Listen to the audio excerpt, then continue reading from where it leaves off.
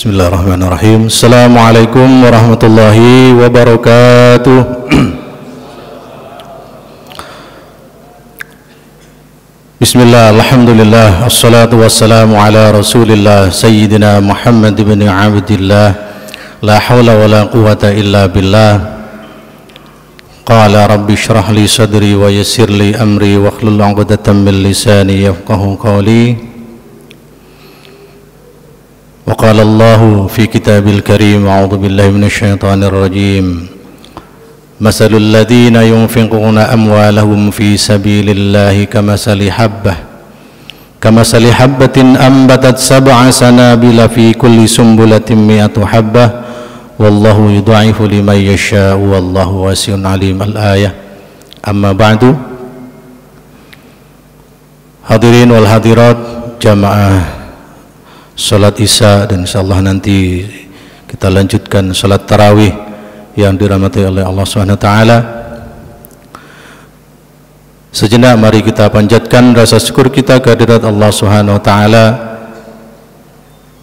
yang mana kita aplikasikan itu semua dalam setiap keluar masuknya nafas kita, baik itu secara jahar, secara terang-terangan maupun sir, ada di dalam hati kita untuk senantiasa melafalkan kalimat tahmid biqaulina alhamdulillahi rabbil alamin, yang mana nikmat yang Allah berikan kepada kita begitu banyaknya sehingga seandainya pohon-pohonan yang di dunia dijadikan pena, air laut dijadikan tinta, niscaya tidak akan bisa menuliskan seluruh nikmat Allah yang telah diberikan kepada kita. Mudah-mudahan dengan kita tasyakkur binikmah dalam setiap hembusan nafas kita, Allah tambah nikmatnya kepada kita semua. Amin ya rabbal alamin. Salat ma'asalam kita haturkan kepada Nabi Agung Muhammad Rasulullah sallallahu alaihi wasallam biqaulina Allahumma salli ala sayyidina Muhammad. Mudah-mudahan kita mendapatkan syafaatnya minad dunya ilal akhirah. Amin ya rabbal alamin. Bapak dan Ibu hadirin wal hadirat, sebagaimana biasa, sebelum saya menyampaikan beberapa patah kata, mari kita berkirim suratul Fatihah kembali untuk keluarga kita semua, saudara-saudara kita, teman-teman kita yang telah mendahului kita menghadap Allah Subhanahu wa taala. Kita ingat kepada beliau semua dan kita doakan mudah-mudahan semuanya almarhumah diampuni segala dosanya, diterima amal ibadahnya, ditempatkan di tempat yang terbaik di surganya Allah Subhanahu wa taala, dan kelak kita semua ketika menyusul beliau semua dalam keadaan husnul khatimah. Amin ya rabbal alamin. Ala hadhihi niyyah bisirril Fatihah. A'udzubillahi minasyaitonir rajim. Bismillahirrahmanirrahim. Alhamdulillahirabbil alamin arrahmanir rahim. Iyyaka na'budu wa iyyaka nasta'in. Ihdinas siratal mustaqim. Shiratal ladzina an'amta 'alaihim ghairil maghdubi 'alaihim waladdallin. Amin. Terima kasih. Bapak Ibu sekalian yang dirahmati oleh Allah SWT, sebagaimana yang disampaikan oleh pembawa acara tadi, yaitu judulnya tentang keutamaan bersedekah. Kita sering, bahkan sangat-sangat sering, untuk kita mendengarkan ceramah dimanapun kita dianjurkan untuk gemar berbagi dan bersedekah. Allah menyampaikan di dalam Al-Quran surat Al-Baqarah 261 yang berbunyi, A'udzubillahi minasyaitonir rajim. Masalul ladzina yunfiquna amwalahum fi sabilillahi kamathali habbatin ambatat 7 sanabila fi kulli sunbulatin 100 habbah wallahu yudha'ifu liman yasha'u wallahu wasi'un alim. Bahwasanya perumpamaan orang-orang yang bersedekah di jalan Allah Subhanahu wa taala adalah sebagaimana kita menanam satu benih bibit padi, kemudian tumbuhlah 7 tangkai dari bibit itu, di dalam setiap tangkainya tumbuhlah 100 biji. Berarti dalam setiap kita berinfak 1 rupiah, bisa diistilahkan, maka akan menjadi 700 rupiah. Ini Allah menyampaikan langsung di dalam Al-Quran. Begitu besarnya pahala dan barokah dari sedekah ini untuk kita anjurkan, untuk kita lakukan bersama-sama dengan keluarga kita semua. Bapak Ibu yang dirahmati oleh Allah SWT, keutamaan bersedekah ada 4 hal, yaitu adalah panjang umur,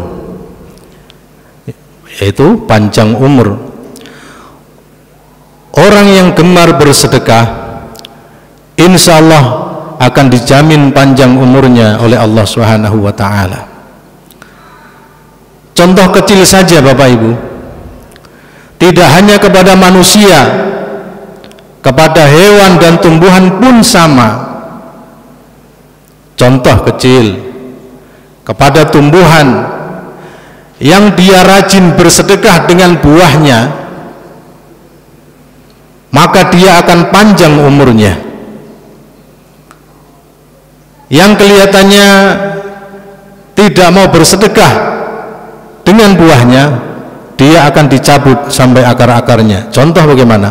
Pohon mangga, kita tahu pohon mangga. Pohon mangga kalau berbuah, itu orang bisa mengambilnya. Walaupun kita lempar dengan batu, dia akan mengembalikan dengan buahnya. Maka ketika ada orang yang ingin menebang pohon itu, apa yang kita lakukan? Akan mencegahnya, biar pohon itu tetap berbuah dengan lebat dan bisa dinikmati oleh orang banyak. Akan tetapi kita lihat singkong ketela, buahnya disembunyikan di dalam tanah, tidak ada orang yang lihat.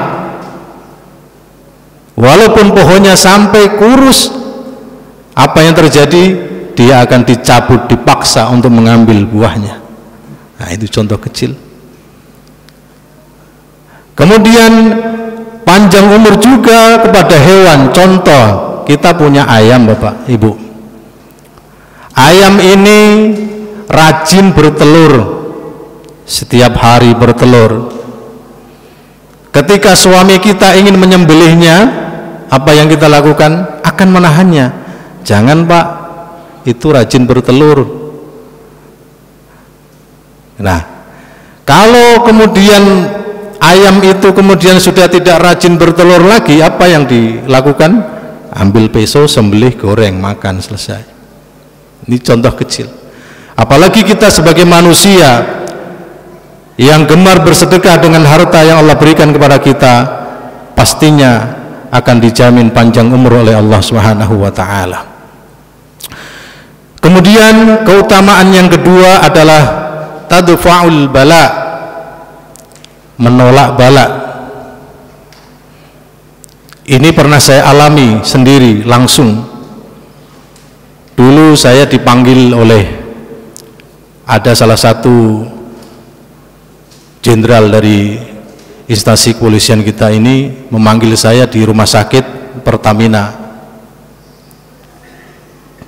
Saya datang ke sana, ternyata putrinya itu ada uang koin di dalam perutnya.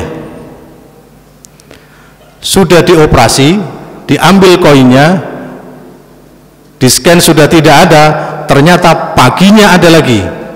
Ini kisah nyata, saya alami sendiri. Foto-fotonya ada, paginya ada lagi. Datang ke sana saya, dan itu berlangsung beberapa kali, sehingga kemudian saya sarankan untuk bersedekah atas nama si anak yang sakit ini. Alhamdulillahnya, setelah selesai bersedekah, ternyata saya dikabari bahwa koin itu sudah tidak ada lagi. Wallahu alam, entah datang dari mana koin itu, tapi ini adalah fakta yang terjadi, yang saya alami sendiri. Jadi memang sedekah itu begitu besar fadilah dan barokahnya, sehingga mampu untuk menolak bala. Jadi Bapak Ibu, ketika ada permasalahan yang begitu hebat dan sulit untuk diatasi oleh akal pikiran kita, sedekahlah. Insya Allah akan diselesaikan urusan Bapak Ibu oleh Allah Subhanahu wa ta'ala. Kemudian keutamaan yang ketiga, yaitu dibalas Allah dengan berlipat ganda. Kita sering menyaksikan mungkin di lingkungan sekitar kita orang-orang yang gemar bersedekah, itu tidak akan pernah yang namanya jatuh miskin.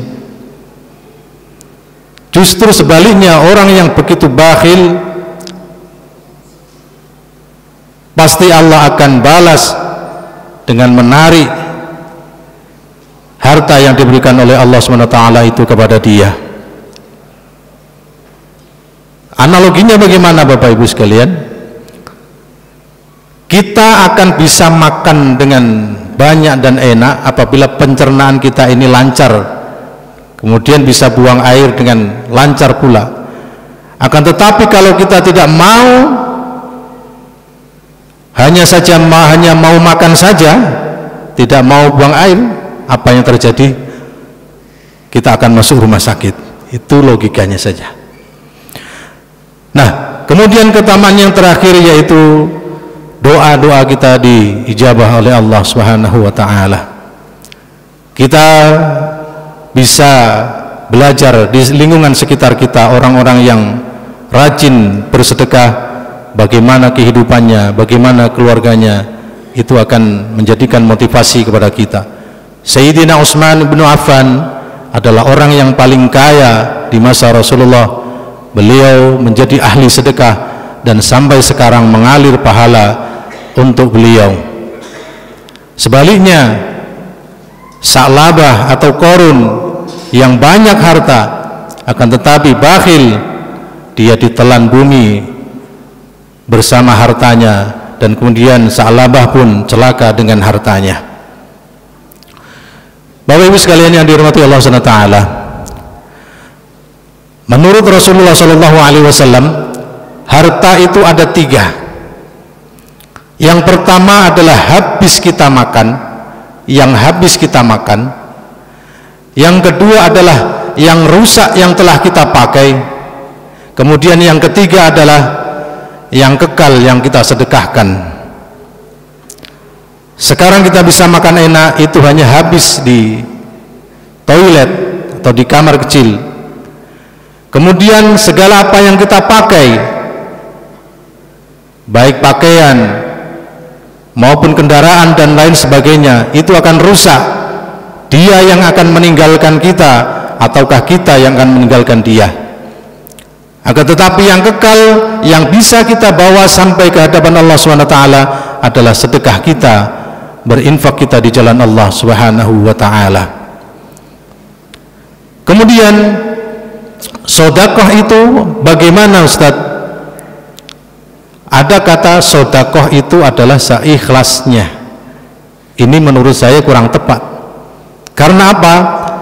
Kalau kita dikatakan seikhlasnya, kita akan memilih hal yang paling terkecil, karena kita selalu digoda oleh syaitan di dalam hati dan diri kita.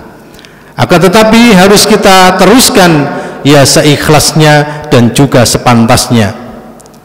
Angsa itu akan bertelur lebih besar daripada bebek. Bebek akan bertelur lebih besar dari burung puyuh. Burung puyuh itu bertelur lebih besar daripada burung emprit. Dan semuanya itu yang paling besar adalah burung unta. Maksudnya bagaimana? Kita bersedekah adalah kita sesuaikan dengan kemampuan diri kita. Kalau kita punya harta yang sedikit, maka kita bersedekah pun sesuaikan dengan harta yang sedikit kita itu pula. Jangan sampai kita paksakan menjadi burung emprit yang memaksa diri untuk bertelur seperti telurnya angsa, karena dia akan mati sia-sia. Begitu pula jika angsa itu bertelur hanya sebesar telur emprit saja, maka telur angsa atau bisa dikatakan angsa itu adalah sedang sakit dan tidak baik-baik saja. Itu Bapak Ibu sekalian yang dirahmati Allah SWT. Sebelum kita akhiri, saya akan menyampaikan sebuah pantun, yaitu Ustadz Ahmad memakai kopiah. membeli buah di pasar Keramat Jati, hanya dengan lewat sedekah harta kita akan bisa kita bawa mati. Mudah-mudahan kita dijadikan oleh Allah SWT menjadi orang-orang yang ahli sedekah dengan apapun yang kita miliki sekarang ini, tanpa menunggu kita kaya dan sebagainya. Mudah-mudahan kita istiqomah dan kita dijadikan oleh Allah SWT orang yang taqarrub ilallah dan mendapatkan predikat la'allakum tattaqun. Amin amin ya rabbal alamin. Terima kasih, kurang lebihnya mohon maaf. Akhirul kalam, wallahul muwaffiq ila aqwamit thoriq. Wassalamualaikum warahmatullahi wabarakatuh.